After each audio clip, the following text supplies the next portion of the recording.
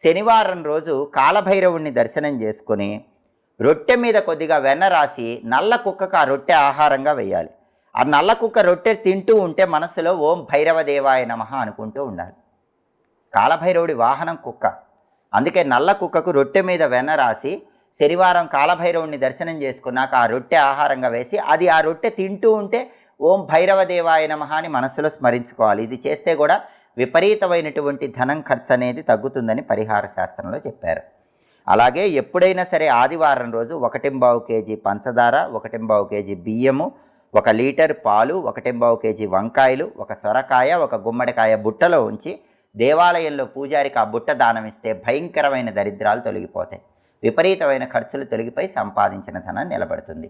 ఈ పరిహారాలు చేసుకోండి, దరిద్రం తొలగింపజేసుకొని ఖర్చులు తగ్గింపజేసుకోండి. నిత్య జీవితంలో మీకు ఎదురయ్యే అనేక రకాలైన సమస్యల నుంచి బయటపడటానికి